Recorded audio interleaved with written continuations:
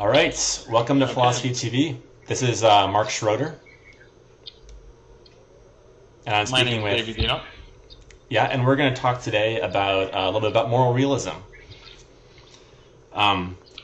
David, do you want to start by saying a little bit about some of what moral realism is?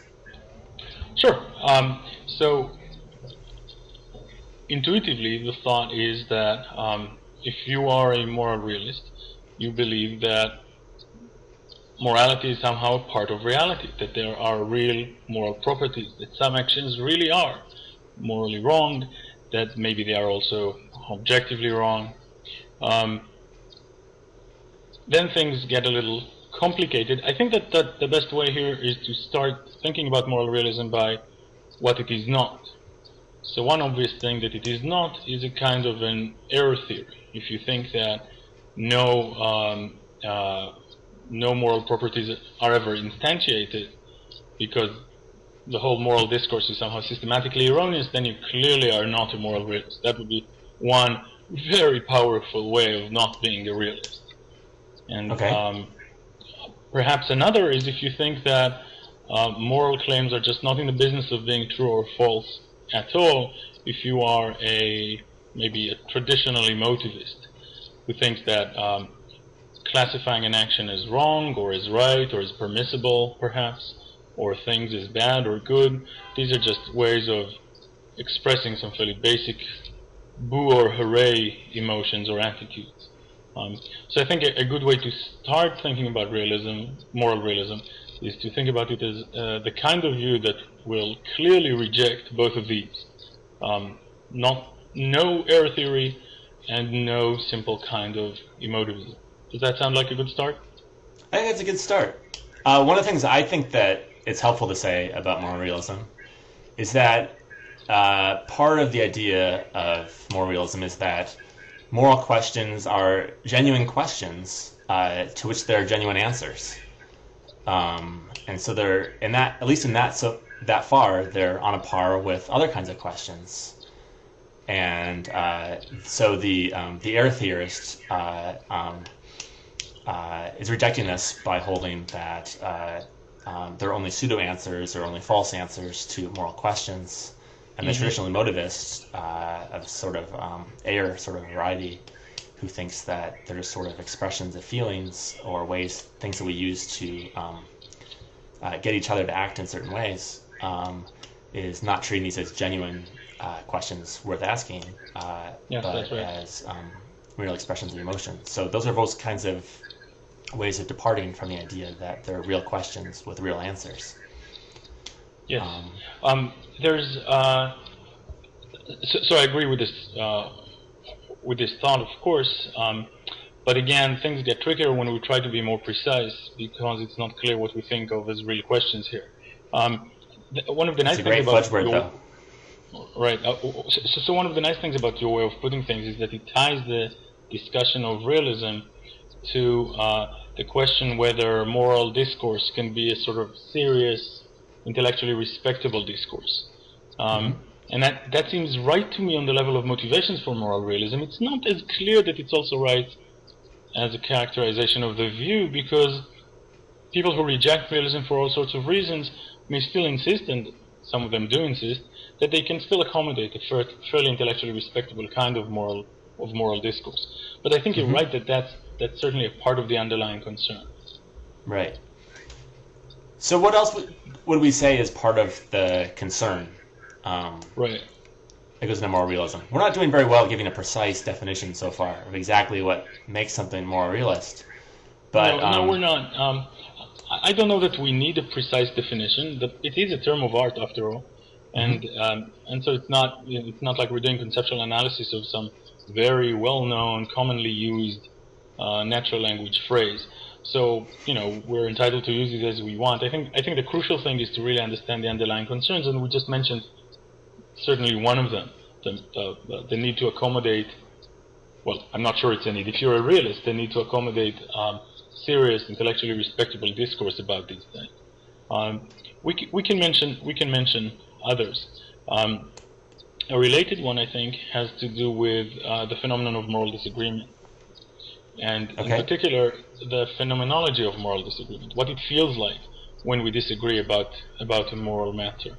Mm-hmm. And as a first start, it seems like when we disagree, when we seriously disagree, not in the meta-ethics seminar room, but either in real life or in the normative ethics seminar room, when we disagree about a moral question, it feels like there's an answer there that we're trying to find, or that we're disagreeing about what it is.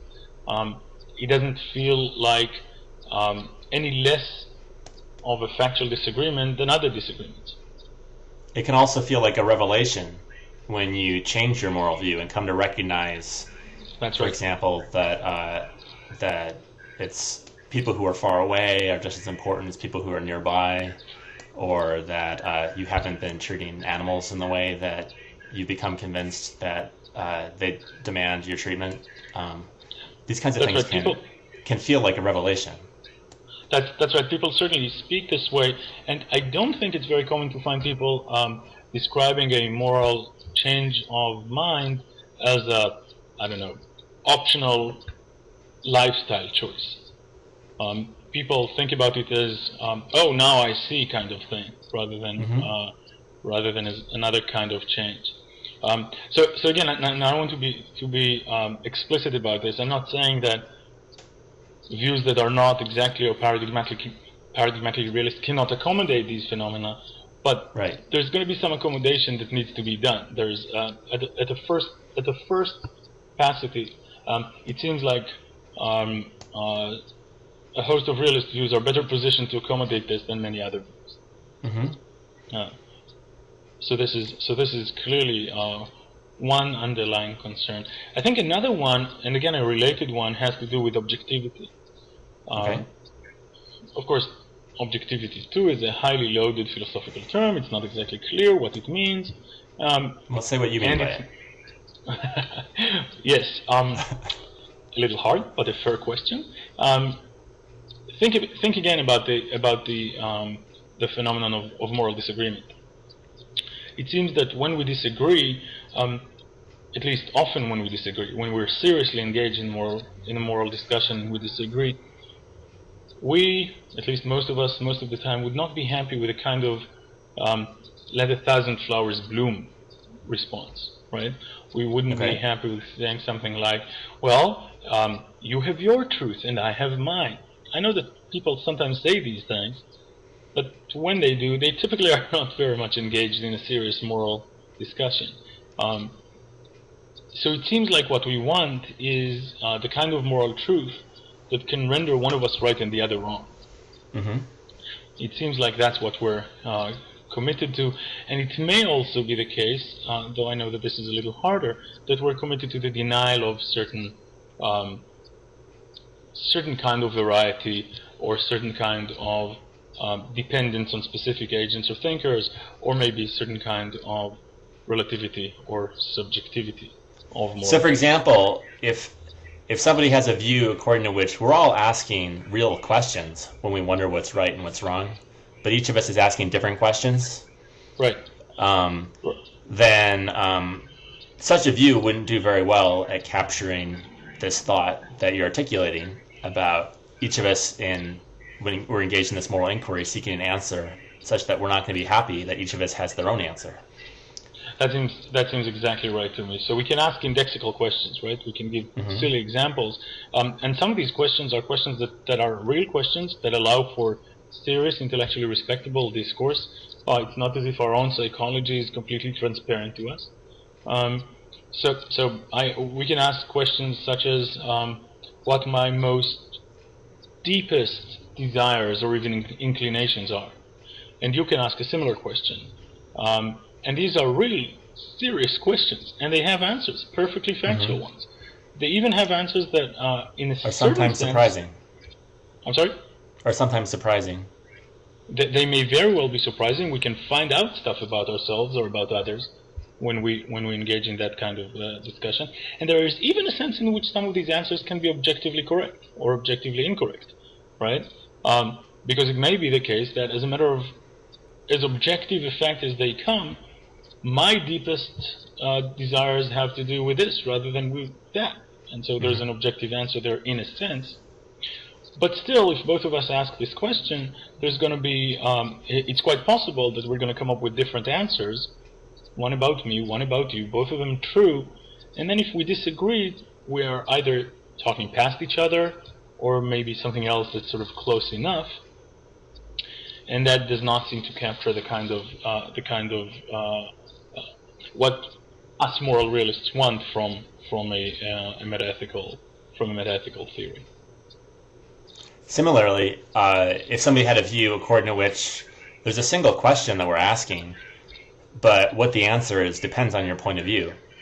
So a different kind of relativism, kind of perspectival relativism, that would also not seem to fit exactly with what we intuitively want, and thinking that there is a real topic here that's worthy of inquiry. Yes, I think that's right. I think that as you make your sort of relativist view more sophisticated, you will be able to capture more and more of this objectivist feeling of moral discourse. I'm inclined to think that you won't be able to go all the way, that there's going to be some objectivist remainder that you just can't accommodate on views that start off with some kind of this strong dependence on, as you say, a perspective or a point of view or anything along these lines. But of course that's controversial. Perhaps a related question here is the question about response dependence. Okay. And whether any kind of response dependence suffices for a view to not count as realist. You want to say something about that? So tell me how you want to characterize response dependence in order to ask the question. Sorry.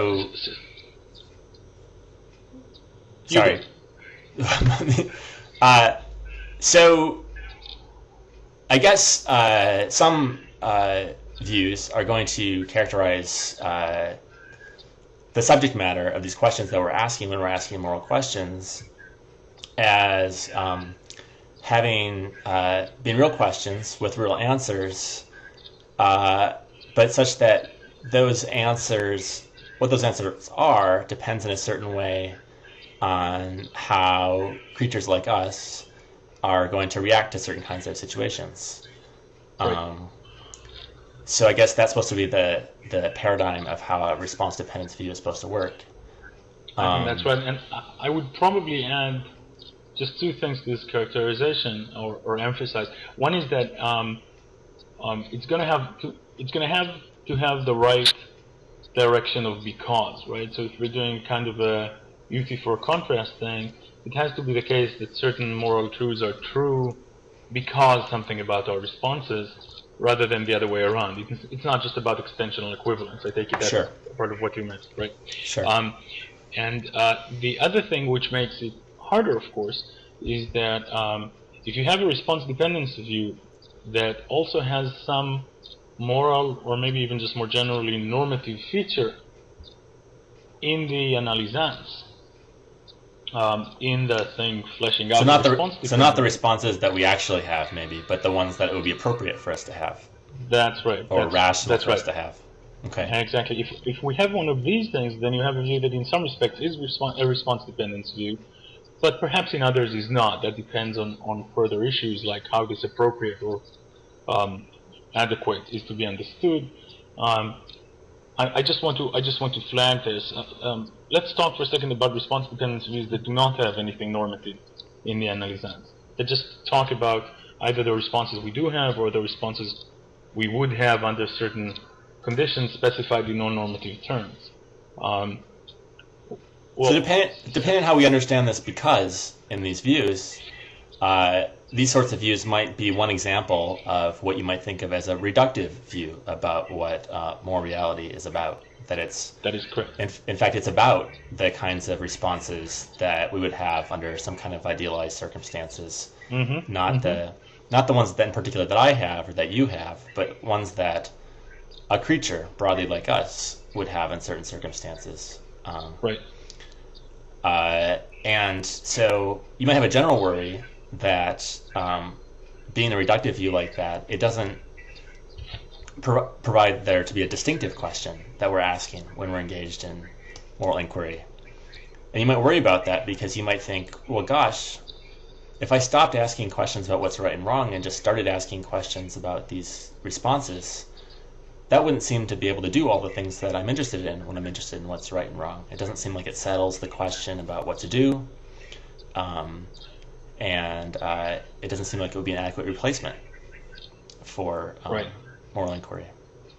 Nor does it seem like it's a convincing way of settling the question for me when we're engaged in what's right and wrong if somebody else starts changing the topic and starts to ask about what these responses would be. That's an extremely fair statement of this problem coming from someone who does not buy it. I admire this. But I agree. So there's a general worry whether reductivist views can count as realists. Now, if we're just talking about maybe definitions or something, well, clearly you can believe in the reduction of, say, a certain kind of fact or property or object and still believe that it's quite real. Maybe it's not a part of the most ultimate stuff there in the universe, but it can still be quite real. Most of the things we take to be real are in some sense reducible to other things. So clearly reduction by itself does not suffice to rule out realism. But the point you just mentioned is that perhaps given some further assumptions, it's not clear whether a reductivist view can respond in a sufficiently satisfying way to the underlying concerns that pull some of us in the realist direction, and that's clearly one of those reasons. But I think that we should distinguish between two very different kinds of reduction. Good. And that'll take us back to the response dependence issue, because some reductions can be objectivist in a fairly clear sense of this word, and others can be subjectivist. So you can suppose you want to reduce the moral property of being wrong to the perfectly natural property of failing to maximize the sum of happiness over the sum of pleasure over pain. If that's the kind of reduction you go for, then moral discourse is as objective as discourse about pleasures and pains, which I take it is, in the intended sense, quite objective. There remains the worry you mentioned, right? Whether it changes the subject, whether initially we want to think not just that we're asking serious questions when we're doing morality, but we're asking distinct kind of questions, right? So this worry clearly remains. But the objectivity worry is just not an issue there at all. But if you're going for a response dependence kind of naturalist reduction, then it seems like both worries are there. Both the general one about whether reduction changes the subject, and the more specific one about objectivity. Right, so this is where I struggle a little bit as far as figuring out exactly what the worry is about objectivity raised by response dependence. And this probably has to do with the fact that I myself have defended a view in my first book, which is a reductive view about ultimately about morality, although I talk mostly about reasons in the book. And it reduces it to...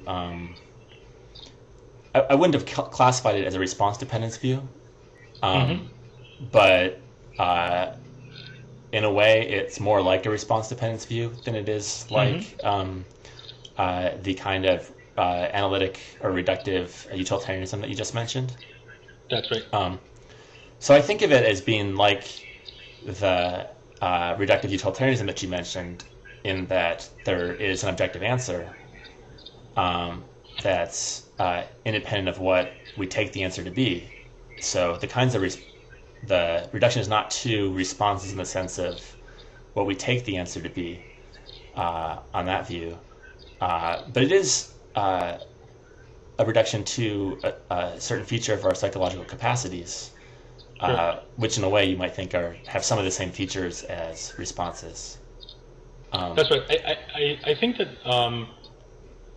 I think that response dependence views have sort of a disposition towards not being sufficiently objectivist, but this disposition is defeasible. So if you're going for a response dependence or a view that's close to it, again, the term itself does not matter, you may be able then to do some further work in order to accommodate some fairly real objectivity. Again, the real objectivity here, it doesn't suffice for this kind of objectivity that there's a right answer. It doesn't depend on us taking it to be right. There's a right answer to the question whether I prefer vanilla or chocolate ice cream. I take it there's a right answer there that does not depend on my view about it. It just depends on my preferences, not on my beliefs about my preferences. Yes. But that's not objective in the intended sense, right? But still, views that are response dependent or of that family, I totally agree, can in principle accommodate objectivity. It's just that they're going to have to do some work to do that, right? So some views, I know that's not your line, think that maybe some responses are constitutive of agency, so that no one can be an agent, a kind of creature who performs actions, without having certain responses or caring about certain things, or maybe having certain motives or something along these lines. And if that's true, that will allow you to rather nicely have both a response dependence view and a totally objectivist one, at least among all of possible agents, which is objectivity enough, some would say.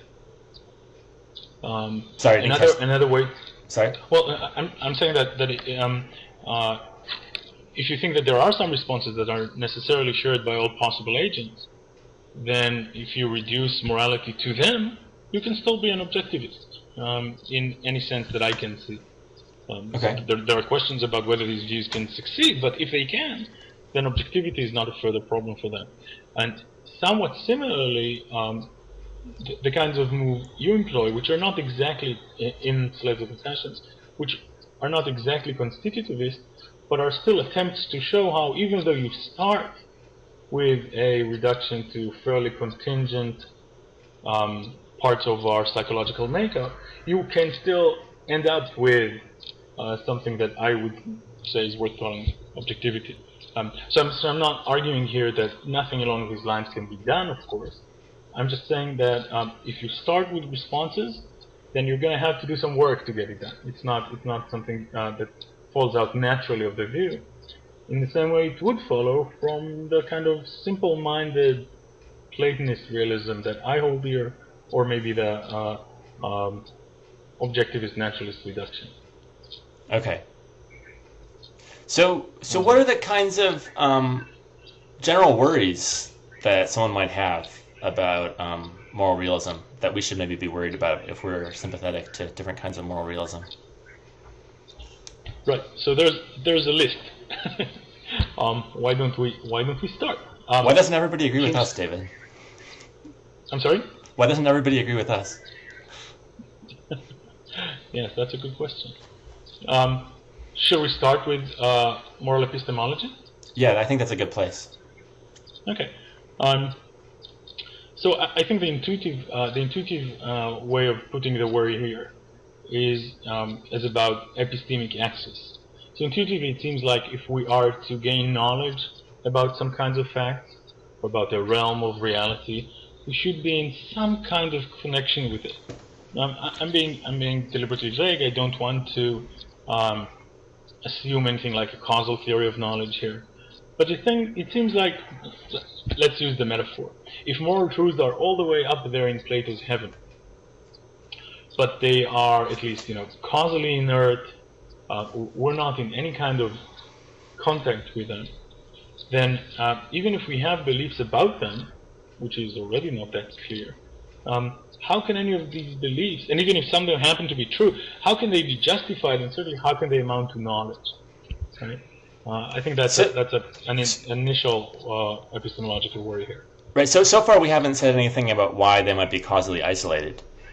But I guess if you think that moral questions are distinctive subject matter, that's distinct from the kinds of subject matter that's investigated by the sciences, then that's something that you might expect, that they would be causally isolated. If you think that the sciences aren't going to leave any moral causes out of their story, then whatever the moral truths are things that you might expect to be causally isolated, and hence You might wonder how we find out about them. What is it that we notice or could observe that would help us find out the answer to what's going on in terms of these moral facts?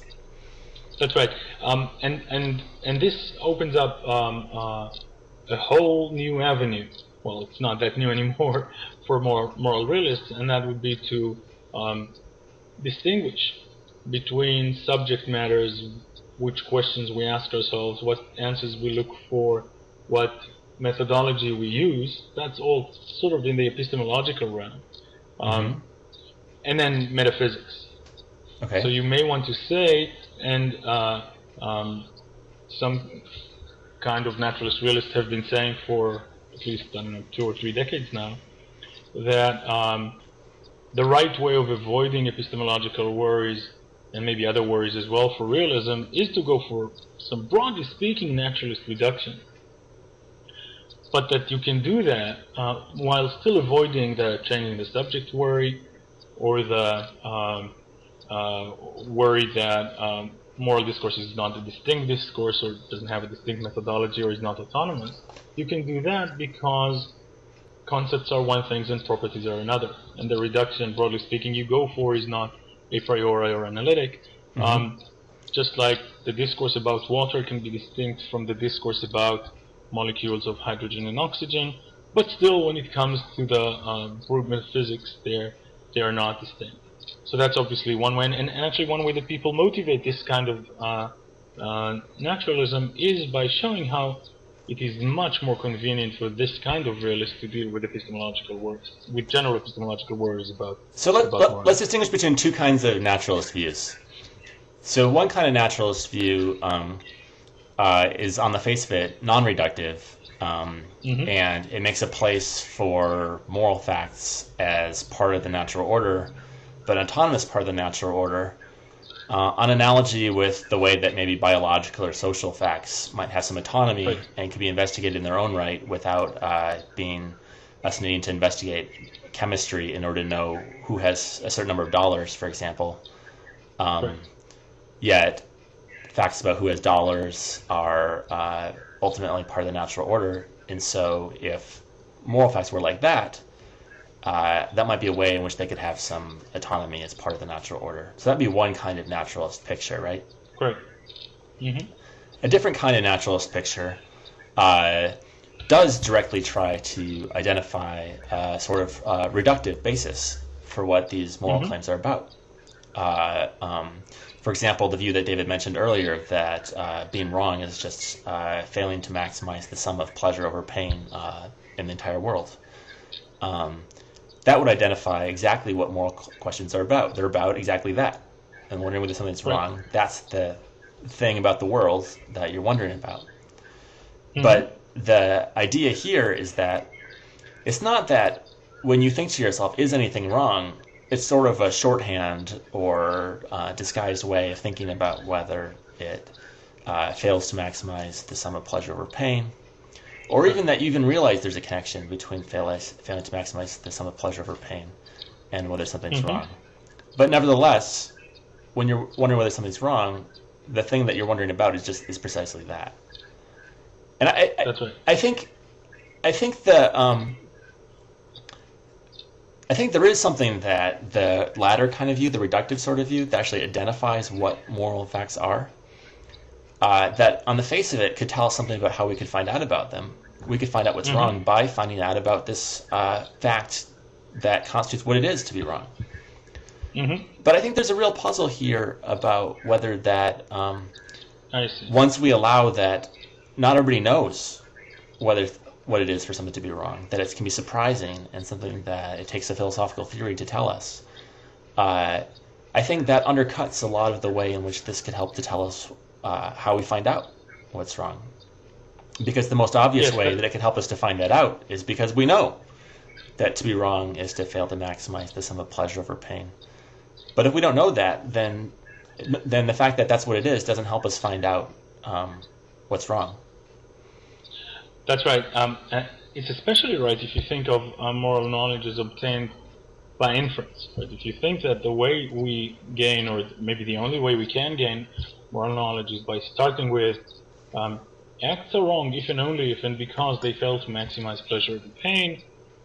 This act fails to maximize pleasure over pain, therefore this act is wrong, and you have this knowledge based on this kind of inference, then you're clearly right. So long as the philosophical theory is interesting, surprising, not obvious, progress has not been made. But I take it if you are tempted by this kind of view, there are other things you can do. You can think that the reduction plays a role in the background, as it were. Right. So that's exactly what I think. For example, I think maybe a view that might illustrate this is one way of reading Hume's view about the virtues. So in Hume, in evaluating whether some trait is a virtue, we try to evaluate it from an impartial standpoint. And so you might have different views about why it is that amounts is coming to knowledge about whether it's virtue. One view might be that that what virtue is, when we call to say something is virtue, is just to say that you yourself approve of it from an impartial standpoint. That wouldn't be a very realist view. But a different sort of view would be the view that it's what anybody would approve of from an impartial standpoint. And one way to find that out would be to go investigate everybody else and see what they approve of from impartial standpoints. And that's obviously not what we do, according to Hume. But what we do is we evaluate ourselves from an impartial standpoint. And if Hume's right that each of us approve of the same things from an impartial standpoint, then that fact can play a role and explain how we get the right answers by evaluating things from an impartial standpoint, even though we don't go out and check to see what everybody approves of from an impartial standpoint. Yes. And even regardless of the specific details of this example or of other examples, there's perhaps the most general point here, and that's so long as you think of moral facts themselves, properties, objects, etc., as in the natural world, then at least in principle there seems to be something less mysterious about the possibility of knowledge of them. Again, the details may be hard to fill in, of course. You may need this kind of view that puts the truth of the moral theory in the background as sort of assuring that some methods will be okay, rather than as something that thinkers have to think about when they're engaging in moral discourse. So the details may be hard to fill in, but at least in principle it seems like things that are not impossible. Whereas if you're going for the kind of view according to which moral truths, moral facts, moral properties are causally inert and are non-natural, then the thought that we can somehow gain respectable epistemic status for them, even if not knowledge, at least, justification, entitlement, warrant, something in the family, may seem utterly mysterious. I agree. So, but of course there are other things in philosophy that we worry about having knowledge of that don't seem like they obviously are causally active and easy to have access to. So is there any license for optimism about this that we get from having partners in guilt? I think that partners in guilt arguments have an important role to play, but a limited one. Good. So the importance comes from the fact that, say in this case, it seems like the problem here really is just the problem of accommodating a priori knowledge in general. If that's the problem, then first of all we can draw on some resources developed elsewhere. That's nice. But more importantly, even if we don't yet have a solution for the problem, we can be reasonably confident that there is a solution to the problem. It's just that we haven't come across it yet. This is an important role for this kind of partners in guilt argument. But on the other hand, there's something deeply unsatisfying about them, because what we really want is not just to be reasonably confident that the problem can be solved, but to offer a solution. Yes. Yes, that's right. And partners in guilt argument can never do that, of course. But the fact that there's something frustrating about them does not, I think, take away from their importance. What would take away from their importance if we could show that the partners in guilt are not indeed partners. If there is so for instance, obviously morality here wants to get some of the light that mathematics gets, right? If mathematics, clearly we have knowledge there. If morality is sort of on a par with mathematics, then we can be at least reasonably confident that there's something to be said for a decent moral epistemology. Mm-hmm. But if there are some interesting distinctions, relevant distinctions between morality and mathematics, then they're not even partners in guilt, and then you lose even the important role for these arguments. So is there anything? So let me suggest. Yeah. Go ahead. Yeah.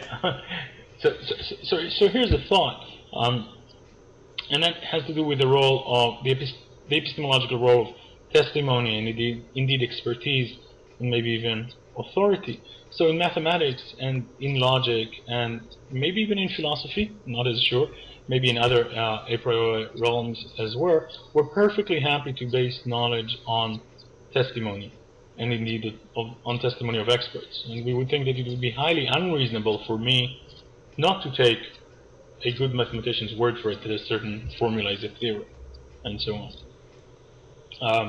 Right. But it seems like our intuitive response to similar cases in morality are different. So if I proceed to behave in a certain morally suspicious way, and you ask me, why did you do that? And I'm willing to engage, and I'm defending my claim by saying, look, there's this other guy, my moral teacher, and he's really good when it comes to this morality stuff. Mm-hmm. And he told me that that's the permissible, indeed the morally required way to proceed. So I take him at his word. He just knows these things better than I do. Mm-hmm. There seems to be something problematic, troubling, at the very least not ideal about this way of proceeding. It seems like there's something epistemologically problematic. So I guess I was finding what you were saying compelling up to the point where you actually drew out your example. At which point I started to wonder whether this is articulating a particular sort of post-Enlightenment conception about autonomous conception about how we come to moral knowledge that might not actually be widely shared among. So as professional philosophers and people who ask our students in undergraduate courses to engage with moral questions and push them about developing their own views, it seems very compelling. But I wonder if there aren't a large number of people who actually are happy to reason at least about certain important moral questions in this sort of way by appealing to various sorts of, for example, religious experts. That's right. It's not completely clear that these are cases of moral expertise, though they may be, right? That depends on the cases. If there's a prophet who just knows what God said, Mm-hmm. then you may treat the prophet as an expert on the factual matter of what God said. Mm-hmm.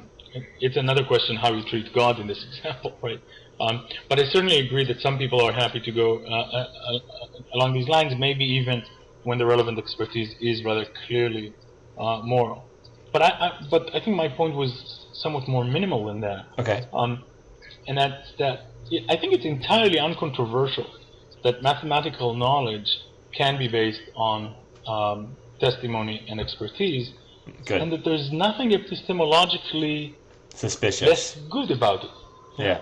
I mean, maybe there's something mathematically less good about it in the sense that it's always better to go through the proof in some other way. Mm-hmm. But, I know many theorems that I cannot prove simply because I rely on other people who can, and that seems totally fine, at least when we're doing epistemology. Right.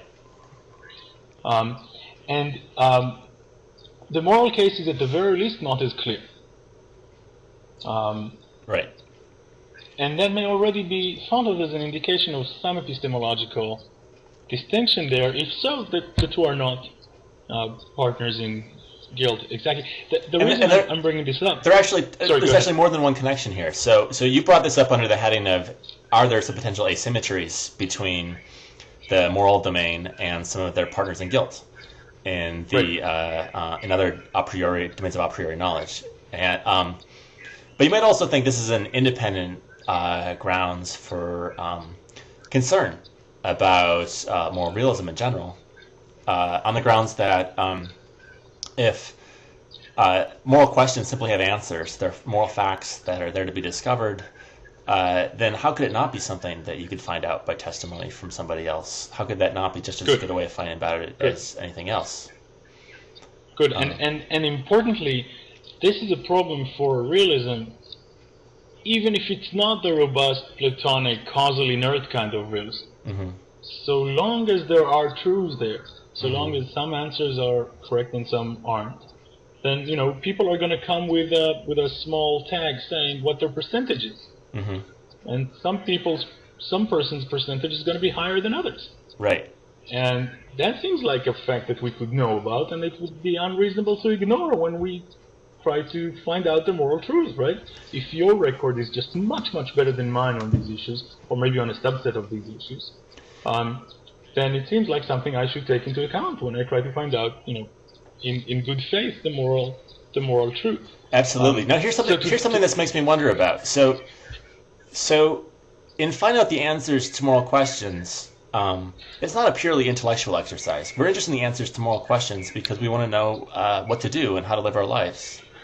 And we take the answers to moral questions to bear on that in a very important way. And of course, this is one of the things that that many kinds of non-realist or anti-realist views emphasize in trying to emphasize what's important about what they can explain is the way in which the answers to moral questions are directly connected to action. Mm-hmm. So I wonder if, and taking that into account, and also thinking about the case of proofs in mathematics, where you might think that you don't need to have understood the proof in order to know that the theorem is true. Right. But it may be that there's no way that you can understand the significance of the theorem and what it really says beyond what goes into the explicit formulation without having gone through the proof. And so could it be that that there's a connection between moral knowledge and the significance of moral knowledge for action and actually having some understanding of the moral claims as opposed to merely knowing that they're true? Could that be a way that the realist might get some leverage in trying to explain the significance of coming to grips on your own right with the answers to moral questions? Right. I think there's something importantly right about it, but again, I think that the force of this point is limited. So I certainly agree that there is more to morality and to engaging well with morality, and perhaps even more to moral epistemology than just moral knowledge. Yeah. Or just justified, warranted moral beliefs. And so the notion of understanding fits very nicely with the thought that there is more here that's going on, more that's of value. So it seems like, for instance, a totally reasonable thing to try and achieve not just moral knowledge but moral understanding, which may involve the need to think things out for yourself and not just rely on testimony. So that seems exactly right to me.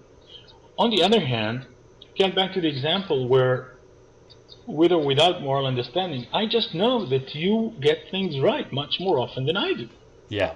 And remember, these are moral matters. So getting things right and then putting it to use in action means violating less or less seriously people's rights, or something along these lines. If you get things wrong, you harm people's well-being, or you disrespect them, or this is serious stuff, right? So I agree, of course, that moral understanding is worth pursuing and having. The question is whether it's ever worth pursuing in a way that compromises actually acting on the right, true moral judgments. And if the answer, and I'm inclined to say no, there would be something horribly narcissistic about an attitude that said, well, yes, I agree, I would do better, morally speaking, if I just followed Mark's advice or even expertise. And I understand that doing better here means hurting people less. But look, I have to work on my moral understanding. Right? This doesn't sound like a promising way to go. Right. So the reason I brought up the testimony thing is that while I think I have at least in outline a plausible response on behalf of realism, even this very strong kind of realism, to the general epistemological worries, to the sort of mysteriousness of knowledge given no access. I don't have a good enough answer to the testimony point or to the expertise point. So I'm a little obsessed with that. I don't have a good answer for you. Okay, so let's put that under work in progress. Shall we mention maybe another challenge or two? Yeah, let's do that. Are you worried about metaphysics? Or I am, yeah. tell me more. So I guess there are different ways. One way of proceeding here would be to say, look, a reasonable metaphysics is going to be, roughly speaking, naturalist. Very roughly speaking, the kind of stuff there is in the universe is the kind of stuff physics says there is. Or maybe other sciences too, or maybe not what physics says now, but what mature physics will say in just a few years, or something along these lines. And then, of course, some kinds of realism are totally consistent with that kind of metaphysics. Clearly, naturalist reductions are. But other kinds of realism are not consistent with that kind of naturalism. So you have to choose a fairly strong, robust kind of realism about morality, or naturalism as a sort of a metaphysical or doctrine, but not both. Right? That's one way of fleshing out a very general metaphysical worry. So I have to confess that I come out on the wrong side of this worry to motivate my view. So I have a naturalist, reductivist view, but I don't find this worry so expressed to be strongly compelling. It seems to me that if we're confident in certain claims and our naturalistic science is unable to explain those claims, and but we're confident that they're true, then that looks like a reason, gives us grounds to be confident in the limited scope of what our natural science is able to explain about the world. I'm totally with you on that. So we need a better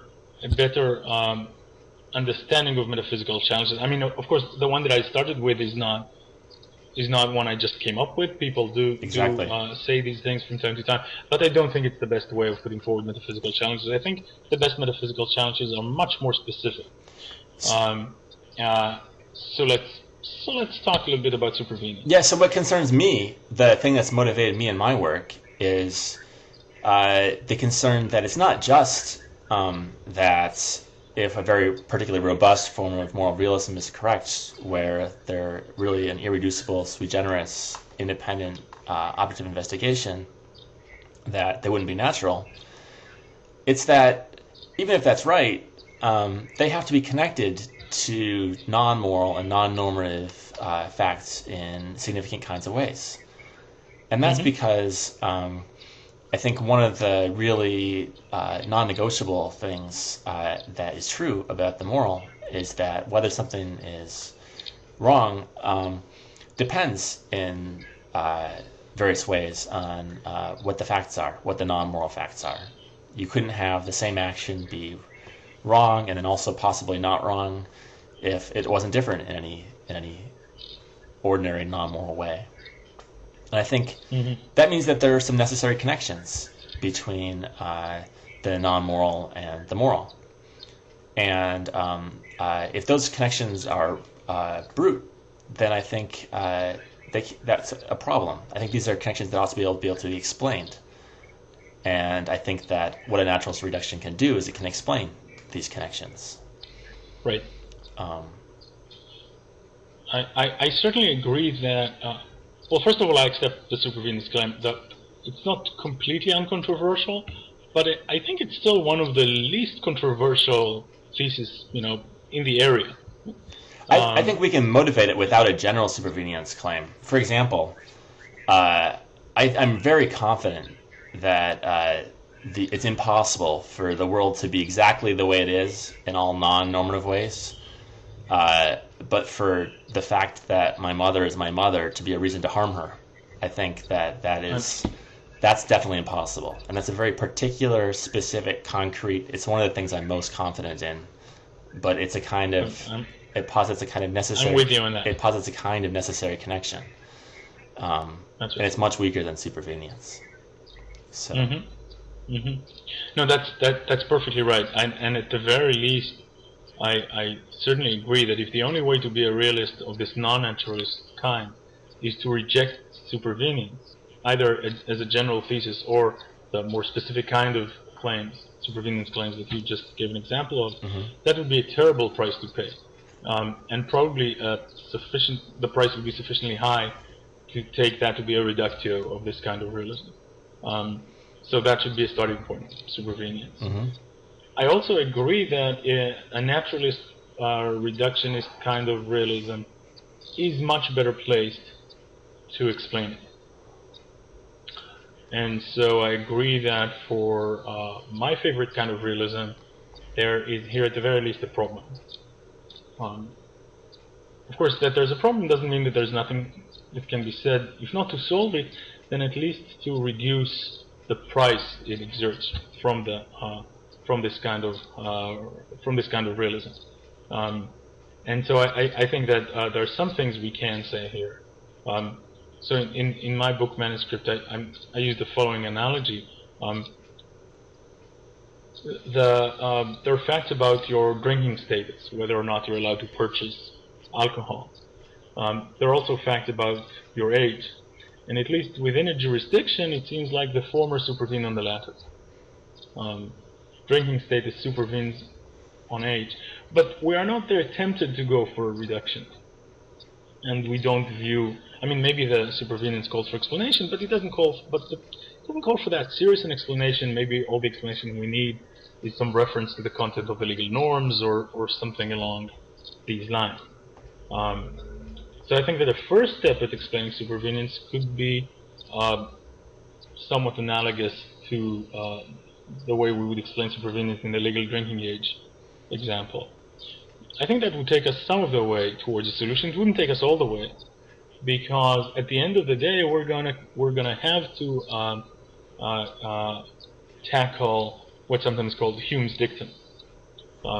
For any non-naturalist realism, it's gonna end, who accepts supervenience, it's going to end up being that there are some necessary connections between distinct existences. And furthermore, there are going to be constraints about how deep an explanation one can offer for these necessary connections.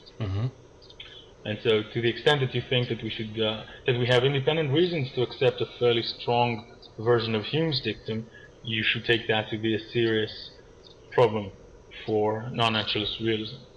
I should mention here, although I think we're going to have to move on, that I think Rafe Wedgwood's work in The Nature of Normativity on precisely this question is fascinating and interesting to engage with, about trying to give the broadest scope possible for an explanation of the necessary challenges. Very good. Yes. But you are right that we should almost wrap things up. There are, of course, other challenges too, which we haven't even mentioned.